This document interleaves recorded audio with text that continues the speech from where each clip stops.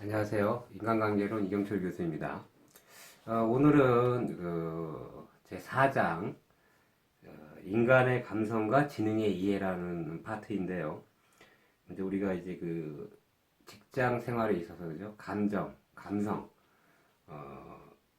화날 때도 있고 기쁠 때도 있고 그죠? 이 감정이라는 게 도대체 무엇이고 이렇게 우울하거나 화나거나 그죠? 나쁜 감정이 들 때, 뭐 또 좋은 감정이 들 때도 있고요. 너무 흥분해도 안 되니까. 이랬을 때 어떻게 스스로 컨트롤 할 수 있으며 어떻게 다뤄야 되는가. 근데 이거를 다루기 앞서서 그죠? 인간의 어떤 여러 가지 인간관계론에서 인간의 본성 중에서 그죠? 요감에 관련된 감성 부분, 감정 부분, 이거에 대한 근본적인 정의, 개념을 좀 이해를 하고 철학적으로나 학문적으로 그리고 우리 교재에 나와 있는 내용을 토대로 한번 이 시간을 진행할까 합니다. 그래서 먼저 제가 나눠드린 그 파워포인트 자료 같이 보시면서 뭐 교재도 같이 보셔도 되고요. 첫 번째 나와 있는 게 감성이 점점 더 중요해지는 이유에 대해서 나와 있습니다. 그죠? 물론 여기서 나와 있는 건 직장에서 일어나는 각종 상황을 접하면서 감정이라는 걸 어떻게 통제하느냐가 아주 중요한 문제로 대두되고 있다. 먼저 이걸 살펴보기 전에 기본적으로 감정이라는 거, 그죠? 감정.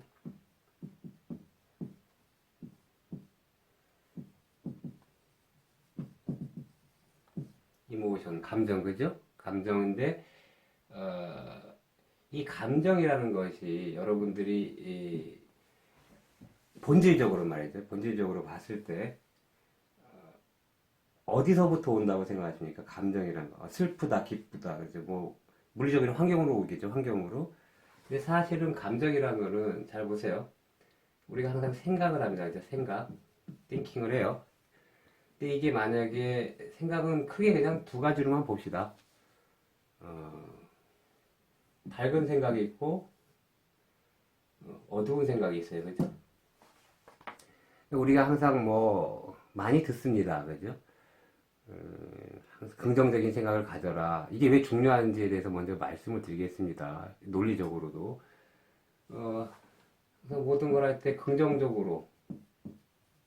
이거는 뭐 종교가 됐던 뭐 일반 뭐 학교 선생님이 됐던 모든 분들이 야 밝게 생각해 긍정적으로 생각해 이 얘기를 하십니다. 왜 그럴까요? 우리가 다루는 이 감정 부분 때문에 그럽니다. 감정이란 너무 쉽게 말씀드려서 내가 생각을 어떻게 하느냐에 따라서 감정이 형성이 됩니다. 여러분들이 이제 눈을 감고 일반적으로 우리가 생활할 때도 그러지 않습니까? 좋은 생각, 즐거웠던 생각을 하면 어때요? 기분이 어떻게 됩니까? 되게 좋아집니다. 그죠? 감정 좋은 기분으로 갑니다. 근데 뭐 슬프거나 뭐 우울했던 어떤 거, 뭐 이런 거, 안 좋았던 기억을 어두운 생각을 했을 때 어떻게 됩니까? 감정은 바로 팍 다운이 됩니다. 사실 되게 본질적인 거 다 아시는 거겠지만, 그래서 우리가 이제 곤란한 상황이 왔을 때, 직장 생활을 하든 학교 생활을 하든, 그죠? 저 역시 그렇습니다. 이렇게 여러분의 그 강의 자료를 찍으면서도 막 이게 자세도 안 나오고, 그죠? 때로는 또 오늘은 또 처음에 찍은 것처럼 집에서 또 이렇게 하는데 여러 가지 고려해서 이렇게 하고 있습니다.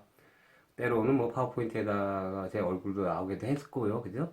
이것저것 실험을 합니다. 시험도 하고 하다 보면 이게 막 세팅이 잘 안 돼요. 여러분들 이제 뭐 이런 거 해보신 분들은 잘 아시겠지만 저는 아마추어기 때문에 일 찍는 부분에 대해서는 처음 해보는 거니까 하다 보면 준비하는 시간이 엄청 오래 걸립니다. 그랬을 때 갑자기 저도 인간인지라 감정을 가지고 있어요. 컨디션이 좋은 날은 막 바바바바박 이렇게 하고 착 잘 돼요. 근데 막 귀찮을 때 있잖아요. 막 그러면 이거 막 저는 주로 이게 밤에 지금 새벽에 찍고 있는데 항상 이렇게 늦은 시간에 찍습니다. 원래 스타일이 낮에 잘 못해요. 그래서 스타일 뭐 제 스타일인데 하여간 이것도 제가 그래 학생들을 지금 상황이 뭐 여러 가지 코로나 바이러스 때문에 그죠? 지금 뭐 전 세계가 이렇게 된 상황인지라 제가 불평을 하면 뭐 할 거예요? 불평을 하면 여러분도 불평인 게 있을 거예요, 그죠? 저 역시 똑같습니다. 어떤 상황에 대해서 이제 그러나 제가 상황을 컨트롤할 수가 없잖아요. 제 마음을 컨트롤해야 되잖아요. 그죠? 그러면 최대한 좋은 식으로 생각합니다. 그래. 위기란 말 있잖아요. 위기.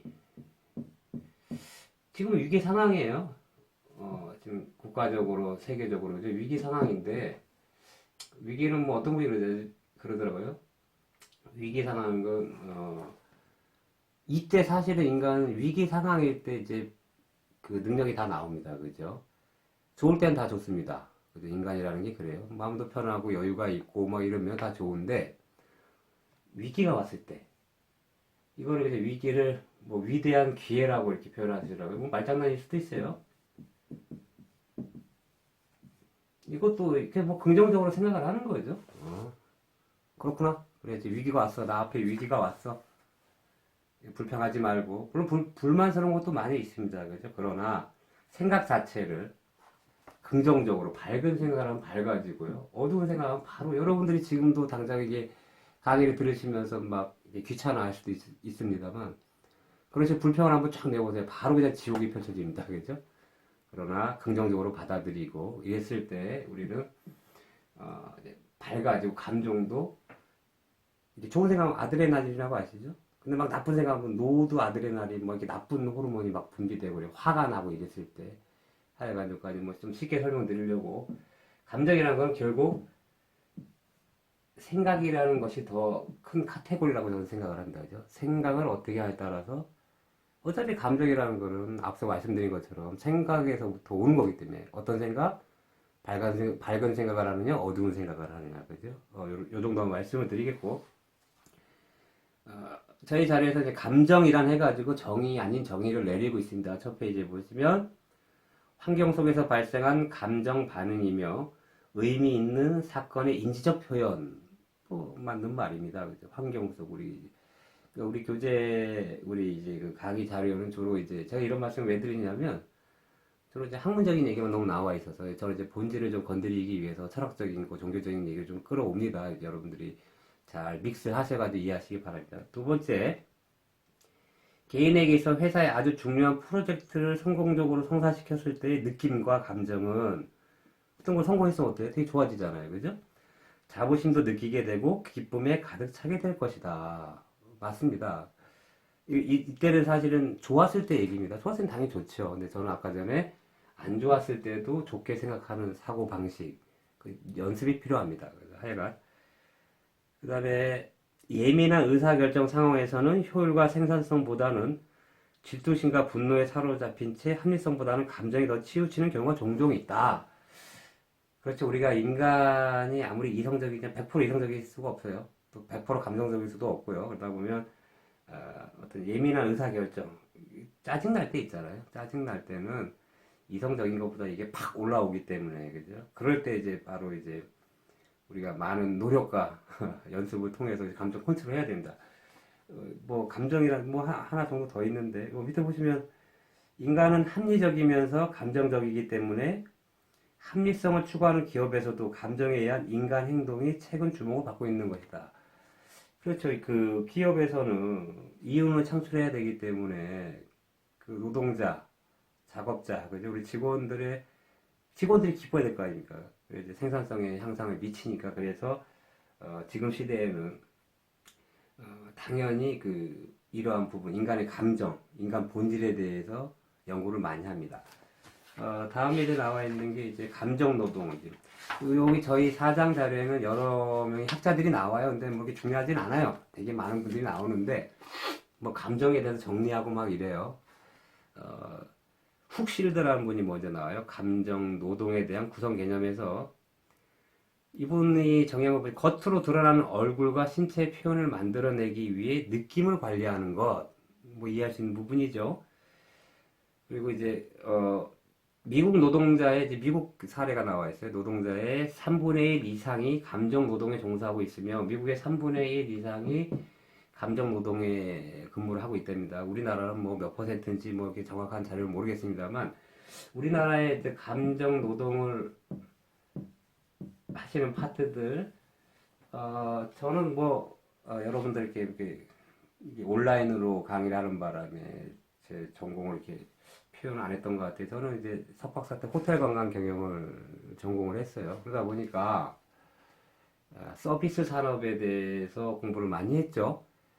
뭐 여러 직업이 있겠습니다만, 뭐, 대표적인 예를 들면 서비스 산업에 종사하시는 분들이 감정 노동에 많이 시달립니다. 그죠? 그 인정하시죠? 뭐, 이분들은 아시다시피 본인의 감정 상태가 우울하더라도 고객을 맞이해야 됩니다. 그죠? 고객을. 호텔에 예를 들면, 내 프론데스크에 있는 직원인데, 제가 뭐 전날 뭐 개인적으로 안 좋은 일이 있다고 해서 고객이 오시는데, 그죠? 마주치는데, 인상을 쓰거나 내 감정대로 표출을 하면 어떻게 돼요? 어, 원래 이런 게 있습니다. 이게 우리가 first impression, 첫인상이라는 게 첫인상. 우리 사람을 만나도 첫인상이 있어요. 저는 안타깝게도 여러분들과 화면으로 만나서 저는 여러분들을 못 보고 있기 때문에 뭐 조만간에 뭐 지금 여러분들 하는지 모르겠어요. 경영학과 쪽에서는 이쪽 그 화상 강의도 한번 저도 한 번 정도는 할게요. 왜냐면 이걸 해서 이건 나중에 여러분들과 상의해서 합니다.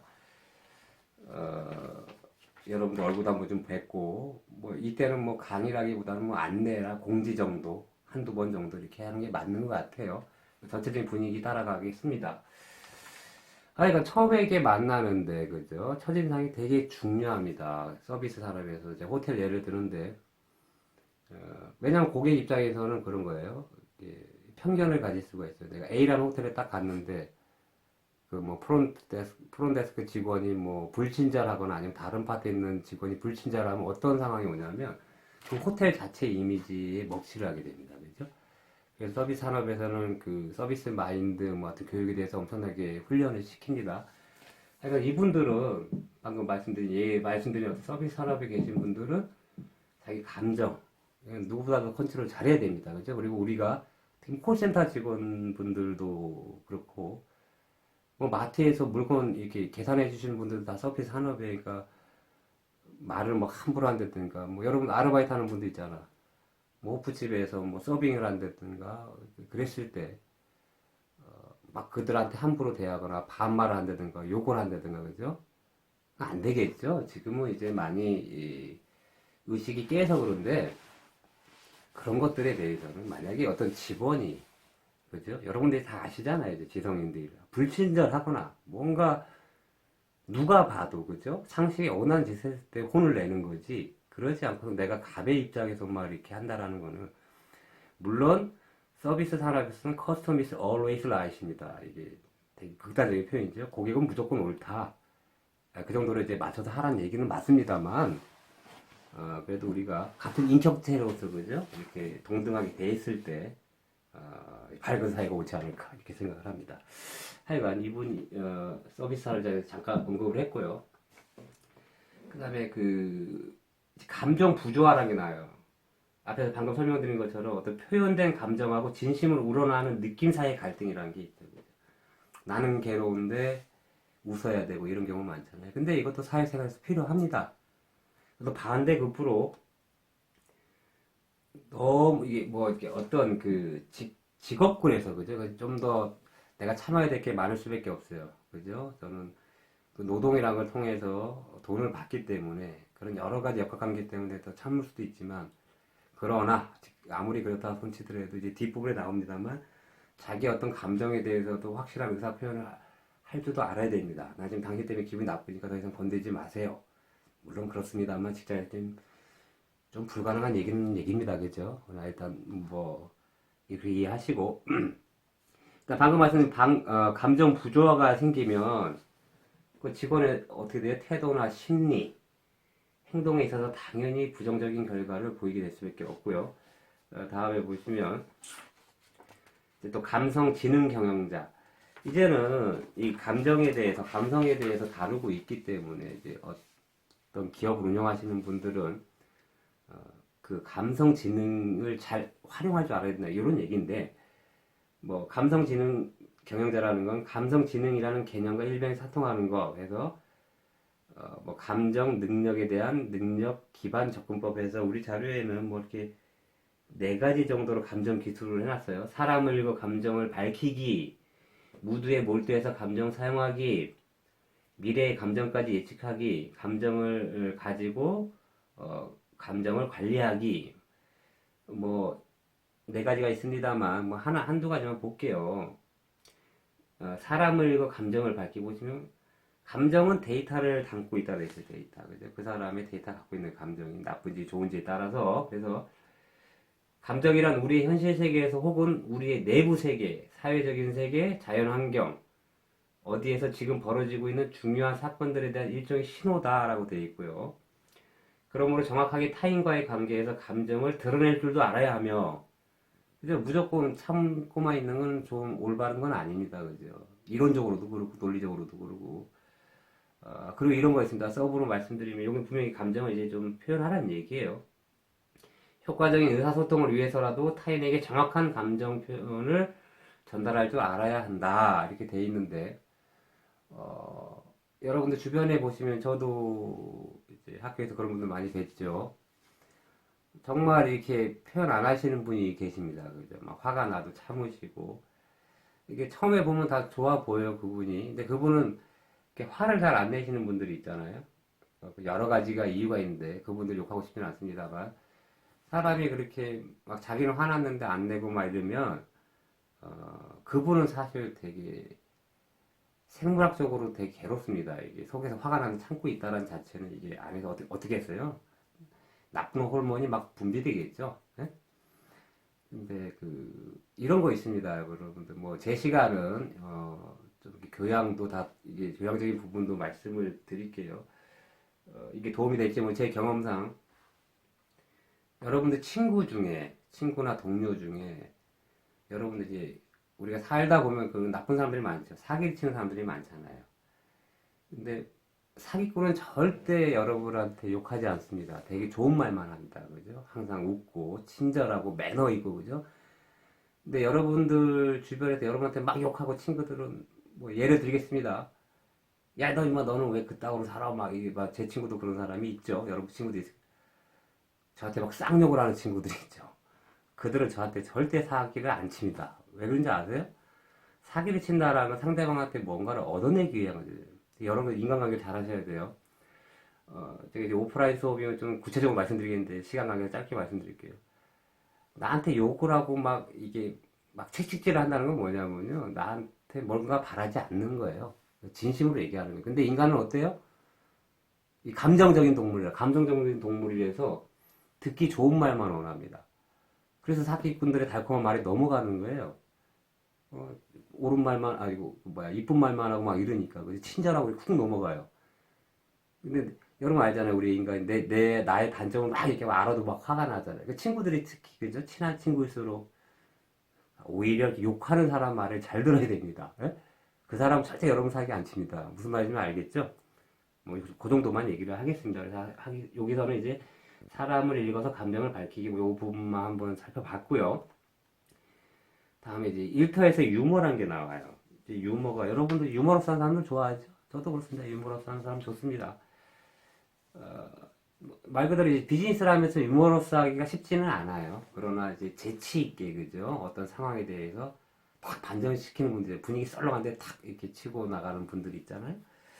요 보시면 우리 자료에서 유머는 일터에서 도구와 같은 것이며 일하는 사람들의 건강 상태를 말해주는 바로미터가 되고 있다고 해요. 유머의 중요성에 대해서 얘기하고 있습니다. 그래서 그 유머의 이점에 대해서 유머와 웃음과 유머를 쏟아 표현하는 사람은 상대의 건강에 도움을 드린다. 여러분 웃으면 복이 하여 뭐 우리 어릴 때 이런 프로가 있었어요. 웃으면 뭐 제가 한 말이 아닙니다. 여러분 몸에서 좋은 호르몬들이 팍팍 분비됩니다. 그죠? 그 릴렉스 해주고 막 기쁘고 그죠? 막 웃으면 그건 다 과학이 밝혀낸 거잖아요. 하여간 그래서 유머는 그래서 스트레스를 줄여주고 또 유머는 문제 해결을 도와준다 이렇게 되어 있습니다. 다음에 감정과 인간관계가 나와 있습니다. 감정과 인간관계 말 그대로 이렇게 살펴보면 감정이라는 게 나빠지면 내가 화가 나 있고 불쾌하면 그죠? 상대방한테도 이렇게 친절하게 못 하잖아요. 내가 기쁘면 또 상대방한테도 잘하는데 또 너무 기뻐하고 오버되면 그죠? 그래서 이제 중도라는 게 필요한 거예요. 중도. 저도 그래요. 아직 이 나이가 제 나이가 돼도 막 기쁘면 애기처럼 막 이러다가 좀 우울하고 막 이러고 이렇습니다. 그래서 뭐 하여간 여러분이나 저나 같이 노력해야 될 부분이기 때문에 그래서 감정과 인간관계 일터에서의 감정 그래서 과거의 감정이 현재의 감정에 반복적인 영향을 행사하기도 한다라고 되게 되게 중요한 말입니다. 염세적이거나 우울한 분들이 있잖아요. 그러면 이제 계속 그런 성향을 가져요. 그러니까 노력을 해야 돼요. 저 역시 뭐 이런 말씀드리기 되게 이상한데 아직도 100% 깨지는 않고요. 세상을 되게 부정적으로 바라봤었고요. 어릴 때부터 불만이 되게 많았습니다. 이게 뭐가 그때까지 잘 몰랐죠. 원래 세상이 내 뜻대로 안 되는데 막 내 뜻대로 안 될 때 화가 나고 뭐 화는 나는 건 당연합니다만 이제 저도 공부를 하다 보고 이제 세상을 좀 넓게 좀 내려놓고 바라보니 세상이 내 뜻대로 되는 게 아니잖아요, 그죠? 내 뜻대로 되면 큰일 나죠. 그래서 그걸 이제 받아들이는 순간부터는 뭐 예전보다는 많이 나아졌습니다만 아직 나이에 비해서는 많이 노력을 해야 됩니다. 또 다혈질의 성격이 돼서 푹푹 올라가는 게 있어요. 근데 지금 제가 인지를 하기 때문에 그 부분 뒤에서 잠깐 다시 설명을 드릴게요. 그래서 어떤 과거의 감정이 현재의 감정에 반복적인 행사를 영향을 미치기도 한다. 뭐 습관하고도 같아요. 그러니까 여러분들도 이게 되게 중요합니다. 연습이 필요합니다. 그리고 중요한 감정을 누르게 되면 그 반응은 더욱더 과잉으로 나타낸다. 이게 무슨 얘기예요? 뭔가를 억누르잖아요? 그건 터지게 돼 있어요. 무조건. 분출하게 돼 있다고요. 억누르면 분출하게 돼 있어요. 그래서 인간의 기본적 욕구가 좌절되면 분노나 화가 생긴다. 뭐 뜻대로 안 되면 화나잖아요. 막 이러잖아요. 그렇죠. 지난 시간에 말씀을 드렸죠. 인간의 그 프로이트 설명하면서 이드 부분에서 그죠? 원자, 초자 다시 말씀드리면 같은 말이에요. 원자나 초자 이거를 뭐라고 해서 이드라고 했어요. 이드 그죠? 이드라고 했는데 이건 또 두 가지가 있다고 그랬잖아요. 그죠? 타나토스하고 에로스라는 게 있었어요. 그죠? 에로스. 지난 시간에 말씀드린 간단하게 에로스는 뭐예요? 이거는 좋은 거예요. 사랑의 본능, 삶의 본능, 그죠? 삶의 본능이고 이쪽 타나토스는 뭐예요? 타나토스. 이게 지금 말씀드린 인간의 기본적 욕구가 좌절되면 분노나 화가 생긴다. 이게 인간은 죽음의 공포가 있고 파괴의 공포가 있죠. 파괴. 이 두 가지. 이거 이제 본능적인 거예요. 뭐 프로이트가 말씀한 거니까. 그죠? 타나토스에서 인간 죽음의 공포가 있고, 그냥 막 살려고 막 이렇게 본능적으로. 뭐 이런 거 있잖아요. 여러분이 갑자기 눈앞에 확 날라왔어요. 뭐 생각이고 자식 없잖아요. 그냥 반사적 탁 피하게 돼 있다고. 여기 삶의 본능이 있어서 그래요. 삶의 본능이. 뭐 단순하게 말씀드립니다. 내 뜻이, 내 인간의 기본적 욕구, 분명히 기본적 욕구라고 돼 있어요. 그 기본적 욕구가 그 뭐 여러 가지가 있겠습니다. 내 뜻대로 안 됐을 때죠. 우리가 이제 학문적으로 알면 그 기본적으로 우리가 막 이게 좌절된 분노나 화가 난다. 분노나 화가 날 때 뭐 어때요 기분? 여러분 다 해봤잖아. 막 뭔가 때려부시고 싶지 않아요? 누구나 그렇습니다. 그래서 이제 본능적인 거니까 이런 거 참고하시기 바랍니다. 그리고 데니얼 골먼이라는 또 학자가 나오는데 감정이란 해놓고 이제 정의를 내리고 있어요. 여러분 학자들이 한번 살펴볼게요. 뭐 보시면 감정이라는 거 제가 그랬잖아요. 사회과학에서는 딱 떨어지는 게 없어요.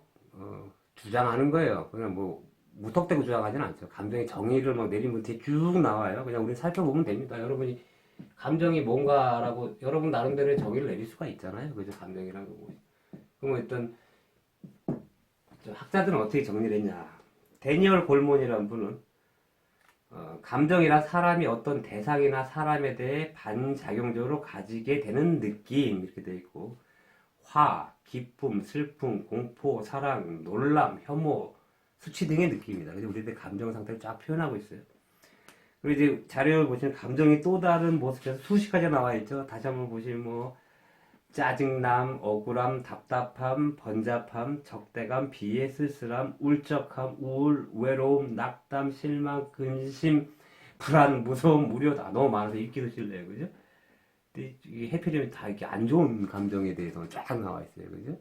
인간이 좀 부정적인 거를 많이 좀 체크해서 그래요. 좋은 감정도 많잖아요. 기쁘거나 즐겁거나 뭐 이런 것도 많은데 하여튼 이분의 자료에 보시면 안 좋은 쪽으로 감정 상태에 대해서 우리가 언어로 표현할 수 있는 단어들이 다 나와 있습니다. 뭐 주저함, 두려움, 멸시, 질시, 경멸, 증오, 불쾌감, 황당함, 죄책감, 유감, 모욕감, 부끄러움 뭐 이런 것들, 그죠? 뭐 이런 거. 하여간 이분은 사람이 어떤 대상이나 사람에 대해 반작용적으로 가지게 되는 느낌을 감정이라고 정의를 하셨어요. 그리고 뒤에 나오는 이제 감정 관리 부분이 나옵니다. 감정 관리. 그러면 뭐 중요한 것이 감정이란 건 뭐 우리가 뭐 따로 뭐 정의를 내려갈 필요는 없습니다만, 그럼 이제 감정 관리, 감정들을 어떻게 컨트롤할 것인가, 가 되게 중요한 부분 아니겠습니까? 우리가 감정을 어떻게 컨트롤해야 되느냐, 이게 되게 중요합니다. 첫 번째 나와 있는 게 자신의 감정을 잘 발견해야 된다. 당연합니다. 여러분들 오늘 제가 또 설명을 좀 드리면, 감정, 이렇게 만약에 화가 나셨다. 화가 날 때, 이거 좀 잘 들으세요. 이 책에는 안 나옵니다. 화가 팍 나면 어때요? 근데 내 속에서 화가 나고 있다라는 걸 바라보는 자가 있죠. 말이 어렵나? 나 지금 화 났구나. 라고 느끼는 놈이 있어요. 그죠? 그냥 놈이라고 표현하겠습니다. 내가 기쁠 때도, 기쁨을 느끼는 놈이 있어요. 이제 기쁠 때는, 우선은 그냥 즐기시면 됩니다. 기쁜 데는 뭐, 따로 뭘 생각할 필요는 없어요. 그냥 즐기시면 돼요. 기쁨도. 물론 너무 오버하지 않게 해서 자각하는 건 중요합니다만. 화가 딱 났다. 여러분이 뭐 친구랑 말다툼을 했다. 아니면 회사에서 뭐 상관한테 욕을 먹었다 했을 때, 화가 적당히 올라오면 그냥 컨트롤할 수 있는데 확 올라올 때 있잖아요. 근데 거기서 내가 컨트롤을 못하면 이게 행동으로 나간단 말이에요. 근데 중요한 건 분명히 여러분들이 내가 화가 났을 때 알아차리는 놈이 있습니다. 알아차리는 자가 있어요. 팍 불안할 때도 불안을 떨고 있다는 거, 그 놈도 나고 나도 나예요. 표현하는 거예요. 종교적으로 이렇게. 여러분들이 이런 겁니다. 아까도 말씀드렸습니다만, 이게 중요한, 오늘 핵심은 감정이에요. 감정인데, 이렇게, 제가 그랬잖아요.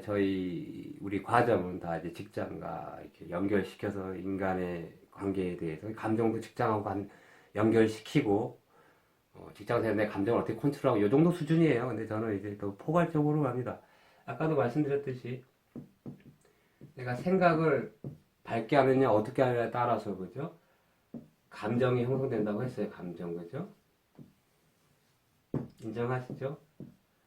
근데 갑자기 막 화가 나는 생각을 해서 화나는 일, 예전 기억, 화가 났다, 화가 팍 치밀어 올랐어요? 그럼 이 감정 상태는 어떻게 돼요?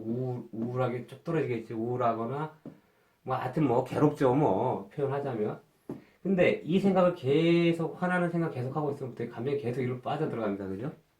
근데 우린 탈출할 수 있어요. 근데 연습이 필요하다니까. 말로는 여러분들이 이해를 합니다. 여러분들이 금방도 이제 비교를 하자면 지금 이 순간에 천국으로 갈 수 있어요. 바로 지옥으로 갈 수도 있고, 비유를 하자면. 여러분 어두운 생각 계속 해보시라니까. 바로 지옥이 펼쳐집니다. 그죠? 비유를 하는 거예요.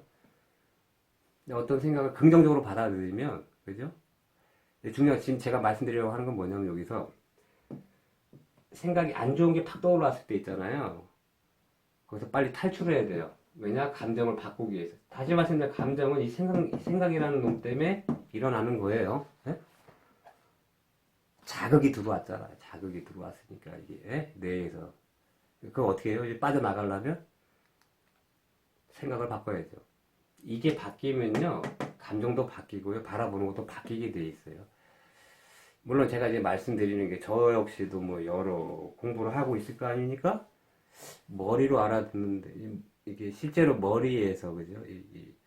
이 가슴까지, 심장까지 거리가 물리학적으로 한 30cm 정도 됩니다. 가슴으로, 마음으로 받아들이는 때까지 몇십 년이 걸립니다. 어릴 때 이렇게, 응? 착하게 살다, 그건 맞는 말이지. 이런 거 알아요, 머리로. 예를 드는 거예요. 왜 착하게 살아야 되지? 이건 오랜 세월이 흘러야 가슴속으로 알듯이, 지금 제가 말씀드린 거 연습이 필요합니다. 저는 많이 연습을 하고 있습니다. 화가 났을 때, 아니면 슬픈 감정이 들었을 때, 이제 생각이 났을 때, 빨리 그 생각을 스탑해야 됩니다, 스탑. 그 방법밖에 없습니다. 근데 이게 말은 쉬운데 연습을 해야 돼요. 근데 자꾸 그 화난, 거기 휘말리면 안 돼. 분명히 여러분 안에 그걸 알아차리는 놈이 있어요. 아, 나 지금 화가 났구나. 참아야지 해서 나가야 된다, 바깥으로. 그죠? 표현을 잘 해야 되는데, 어렵네요. 이 표현하기가. 다시 한번 말씀드리자면, 자신의 감정을 잘 발견해야 된다. 그죠? 자신의 감정 상태를 잘 발견해야 되고, 지금 말씀드린 게 이게 자신의 감정을 분석하는 자아 분석을 해보는 것이다. 뭐 비슷한 말인데, 좀 낮은 단계로 말되어 있어요. 내 안에, 여러분 안에, 여러분이 한두 명이 있는 게 아니에요. 표현하자면, 그죠? 응? 내 안에 수많은 내가 있습니다. 예? 표현을 하자면, 그랬을 때, 하여간 어떤 안 좋거나 화가 나는 감정이, 생각이 떠올라서 감정을 이렇게 느낀 다음에 그 감정을 탈출하는 방법은 생각을 바꾸는 방법밖에 없습니다. 좋은 생각, 거기 휘둘리면 안 돼요. 화가 났거나 딱 알아차려야 돼요. 난 지금 화가 나 있는 상태구나. 근데 그거를 내려놔버리면 막, 이제, 그죠? 젊을 때 막 실수들을 많이 하잖아요. 그러니까 나이가 먹거나 훈련이 된 분들, 수도를 많이 하신 분들이 어떠한 상황이 와도 웃고 있잖아요. 대단한 그 정신적 능력입니다. 그죠? 그러니까, 뭐, 하여 여기까지만 설명을 드리겠습니다. 자신의 서비스 업무를 수행하는 대인관계에서 해결책을 찾아야 한다. 또 뭐, 마지막 건 좀 업무 수행을 하면서 느끼는 주요한 감정들을 발견했다면 그것을 문서로 기록해 두어야 한다. 이렇게까지 하시는 분이 있나? 자기 감정 상태를 문서로 하면 좋겠죠. 이건 공고사항입니다. 그죠? 내 감정이, 업무 수행하면서, 이럴 때 나는 감정이 아주 다운되는구나. 이럴 때 기쁘구나. 글쎄요, 이렇게까지, 뭐, 기록까지, 어떤 생활에 살아가면서, 그죠? 일반인은, 뭐, 여러분은 할 수 있겠지만, 저는 이렇게까지 뭐 감정을 기록하지는 않습니다. 단지 앞에 설명한 것처럼, 이제는 감정이 다운됐을 때, 우울하거나, 비참하거나, 답답하거나, 짜증나거나, 분노할 때, 이걸 빨리 알아차리고, 거기에 휘둘러 들어가지 않게. 그죠? 거기 빠져서 계속 그거만 생각이 나잖아요. 그죠? 그래서 뭐, 빨리 바깥으로 탈출해야 됩니다. 마음 자체를. 요까지만 일단 설명을 드리고, 감정 메시지라는 부분이 나와요. 긍정적 감정을 담은 메시지를 사용하는 방법. 그래서, 뭐, 직장인일 때, 그죠? 보시면은, 고객과의 목표 달성 과정에서는 이제 협상과 대응, 양보와 타협, 조정과 통제 등의 수단들이 둘 다 감정을 가졌기 때문에, 그죠? 서로 간에 양보도 하고, 타협도 하고, 뭐, 이런 통제도 하고, 이렇게 뭐 말하다 보면 이렇게, 아무리 고객이든 뭐, 그 상대하는 직원이든 간에, 뭐, 기분 나쁜 말이 나올 수도 있고, 뭐, 그죠?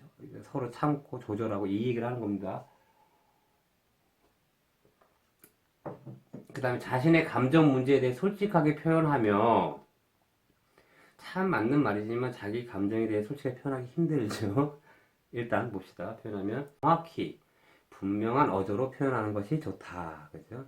자기 상태를 뭐 이렇게 사장님 저 이렇습니다.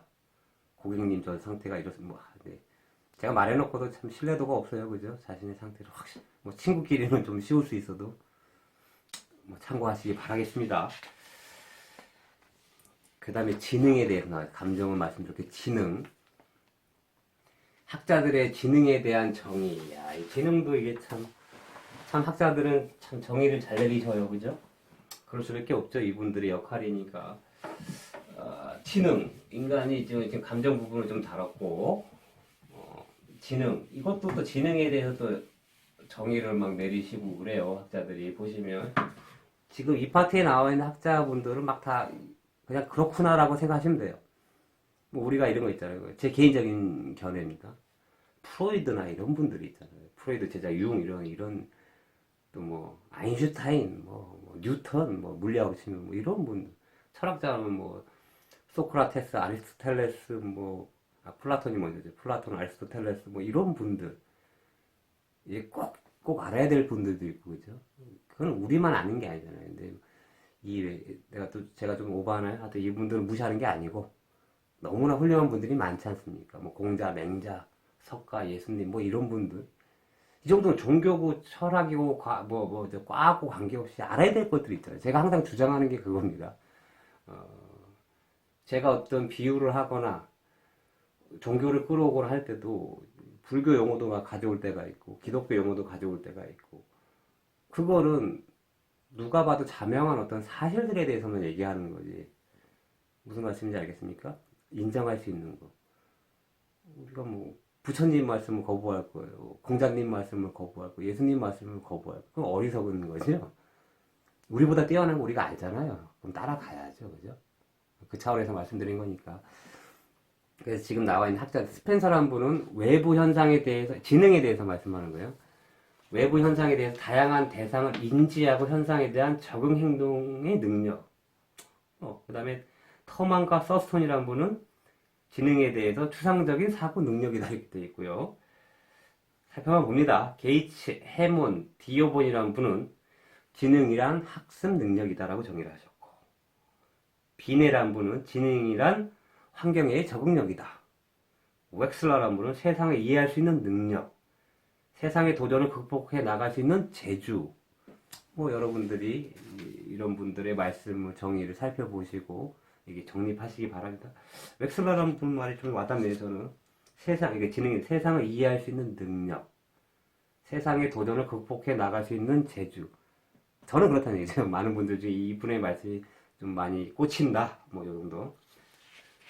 지능의 측정 여러분들 뭐 이제 머리가 좋네 나쁘네 우리가 맨날 떠드는 이 보시면 영국의 칼톤이라는 분에 1884년에 처음으로 이제 시도됐습니다. 지능 측정하는 거.